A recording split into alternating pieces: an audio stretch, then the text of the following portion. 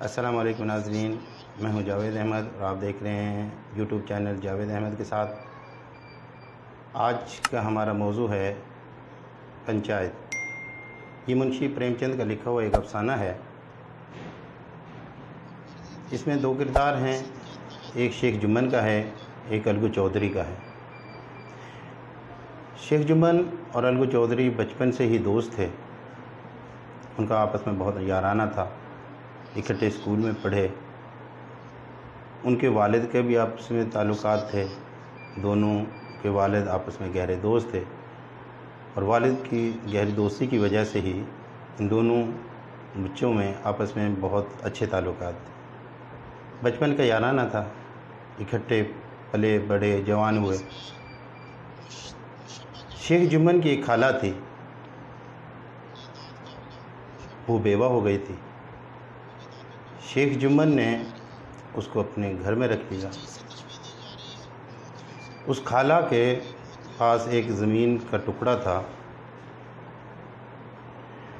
تو خالہ نے یہ سوچا کہ جب شیخ جمن میری دیکھ بھال کرتا ہے تو خالہ نے اپنی اس زمین کے ٹکڑے کو شیخ جمن کے نام کر دیا، ہبہ کر دی۔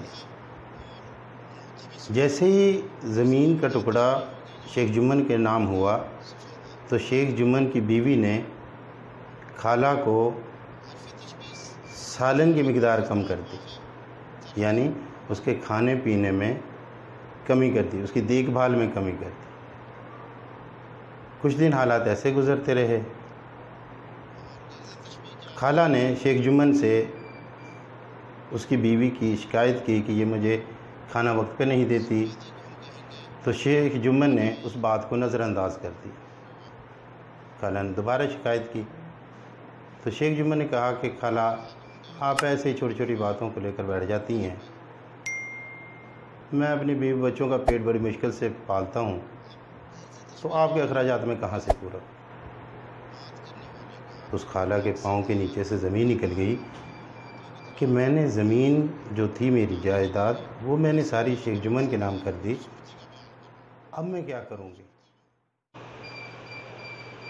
خالہ اس بات سے بہت پریشان ہوئی اور خالہ نے کہا کہ اب میرے پاس جو زمین تھی وہ میں جمن کے نام کر چکی ہوں، میرے پاس تو گزر بسر کے لیے کوئی ٹھکانہ نہیں ہے۔ تو شیخ جمن کو خالہ نے کہا کہ یا تو میری زمین مجھے واپس کر دو۔ تو شیخ جمن نے کہا کون سی زمین؟ تو خالہ نے کہا کہ اگر آپ زمین میرے نام نہیں کریں گے تو پھر میں پنچایت اکٹھی کروں گی اور جو پنچایت فیصلہ کرے۔ شیخ جمن نے خالہ کی اس بات کو ہنس کر ٹال دیا۔ شیخ جمن یہ جانتا تھا کہ اس کا اتنا اثر رسوخ ہے کہ کوئی بھی گاؤں میں اس کی مخالفت نہیں کر سکتا۔ خالہ نے گاؤں کے لوگوں سے، معزز لوگوں سے اپنا مدعا بیان کیا اور ان سے کہا کہ آپ نے پنچایت میں آنا ہے اور میرا فیصلہ کرنا ہے۔ قصہ مختصر، پنچایت اکٹھی ہو گئی۔ اب پنچایت میں 5 لوگ ہوتے ہیں، انہوں نے فیصلہ کرنا ہوتا ہے۔ سارا گاؤں کا مجمع اکٹھا ہو گیا اور 5 بندوں کو منتخب کر لیا گیا کہ جنہوں نے فیصلہ کرنا تھا۔ ان میں ایک سرپنچ ہوتا ہے۔ تو خالہ سے کہا کہ خالہ آپ ان سارے لوگوں میں سے کس کو سرپنچ بناتی ہے؟ تو خالہ نے تمام لوگوں کو دیکھا اور اس کے بعد اس نے الگو چودھری کا نام لے دیا کہ الگو چودھری میرا پنچ ہوگا اور یہ جو فیصلہ کرے گا مجھے منظور ہوگا۔ شیخ جمن کو جیسے ہی پتہ چلا کہ الگو چودھری جو کہ اس کا دیرینہ دوست تھا وہ پنچ بن گیا ہے تو شیخ جمن بہت خوش ہوا۔ الگو چودھری نے کہا خالہ کسی اور کو پنچ بنا لو، مجھے اس جھمیلے میں کیوں ڈالتی ہو؟ خالہ نے کہا کہ بیٹا آپ نے حق سچ کی بات کرنی ہے، آپ نے اپنی قبر میں جانا ہے، جو آپ کو صحیح فیصلہ لگتا ہے وہ فیصلہ کر دیجئے گا، مجھے منظور ہوگا۔ الگو نے کہا کہ خالہ آپ جانتی ہیں میں شیخ جمن کا دوست ہوں۔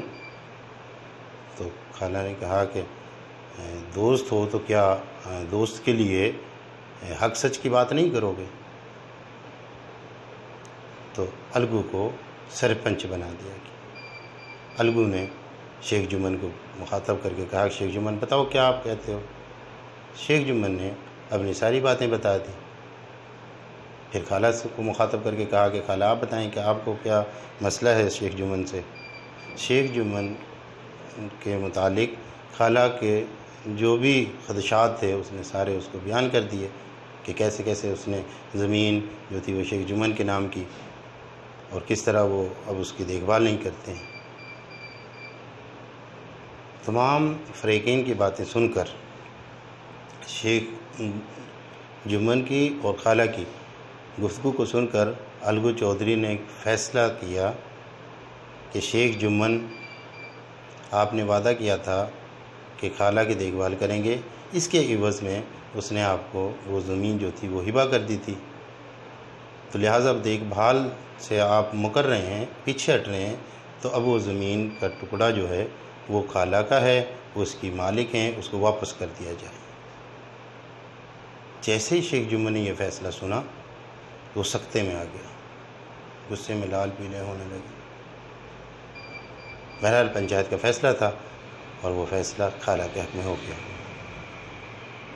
وقت گزرتا گیا لیکن اب الگو چودھری اور شیخ جمن کے درمیان یارانہ نہیں تھا بلکہ دشمنی تھی، اور وہ دشمنی گاہے بگاہے لوگوں کے سامنے اس کا اظہار کرتا۔ شیخ جمن کہتا کہ دیکھو ایسے دوست ہوتے ہیں جو دشمنوں سے بھی برے ہوتے ہیں۔ تو وقت گزرتا گیا، اس گاؤں میں ایک سمجھو سیٹھ رہتا تھا۔ الگو چودھری نے 2 بیل لیے، بہت خوبصورت بیل تھے وہ، لیکن ان میں سے ایک بیل مر گیا۔ اب ایک بیل الگو چودھری کے لیے کسی کام کا نہیں تھا، اس نے کھیتی باڑی کرنے کے لیے وہ بیل لیے تھے، تو اس نے اس بیل کو اس سمجھو سیٹھ کو فروخت کر دیا۔ سمجھو سیٹھ نے کچھ وقت مہلت مانگی کہ اتنے وقت عرصے میں اس کی قیمت ادا کر دوں گا۔ سمجھو سیٹھ بازار سے سودا سلف وغیرہ لایا کرتا تھا، بیل طاقتور تھا، تو اس نے سودا دگنا لادنا شروع کر دیا،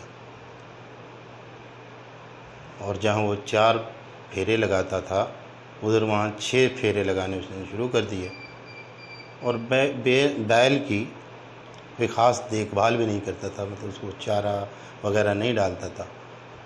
وہ بیل آہستہ آہستہ کمزور ہوتا چلا گیا۔ ایک دن ایسا ہوا کہ راستے میں سامان زیادہ لاد لیا سمجھو سیٹھ نے، اور راستے میں جیسے وہ آ رہا تھا تو بیل گر پڑا اور گر کر مر گیا۔ سمجھو سیٹھ سامان کی حفاظت کرنے کے لیے رات کو ادھر رک گیا، لیکن رات جاگتا رہا۔ صبح کے ٹائم اس کی آنکھ لگ گئی اور لوگ اس کے سامان وغیرہ اٹھا کر لے گئے۔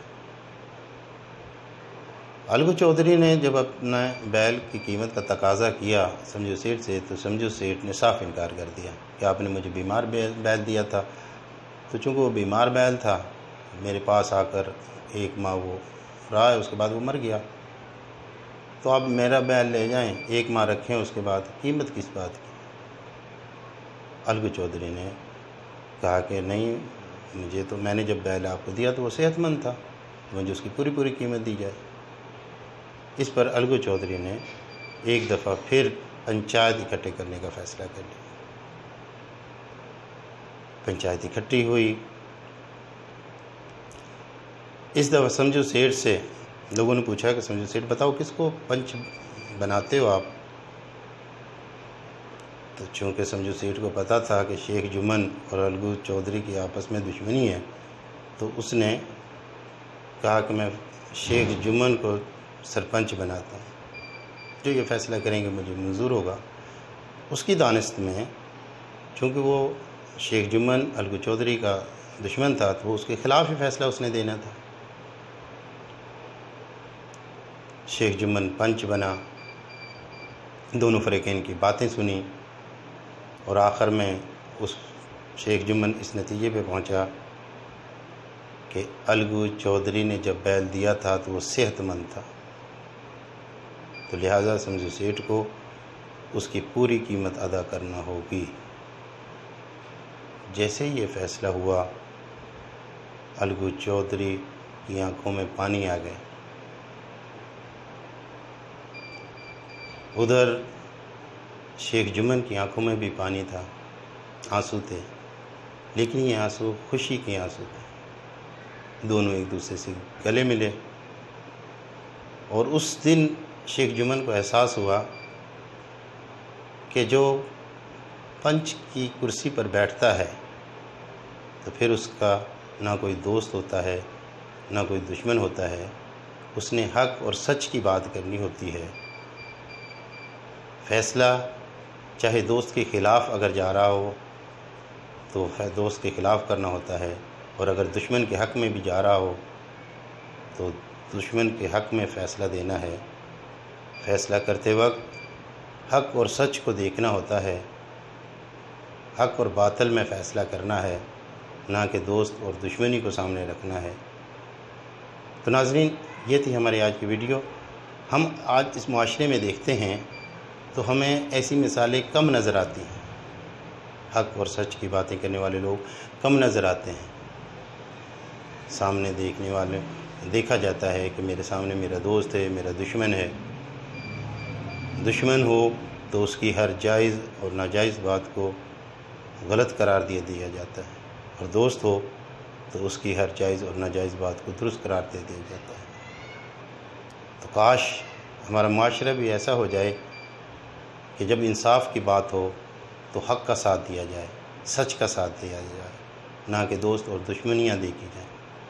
امید ناظرین آج کی ویڈیو آپ لوگوں کو پسند آئی ہوگی۔ اگر آج کی ویڈیو آپ کو پسند آئی ہو تو لائک کر دیجئے گا، اور جنہوں نے ابھی تک ہمارا یوٹیوب چینل سبسکرائب نہیں کیا وہ سبسکرائب کر دیجئے۔ ملتے ہیں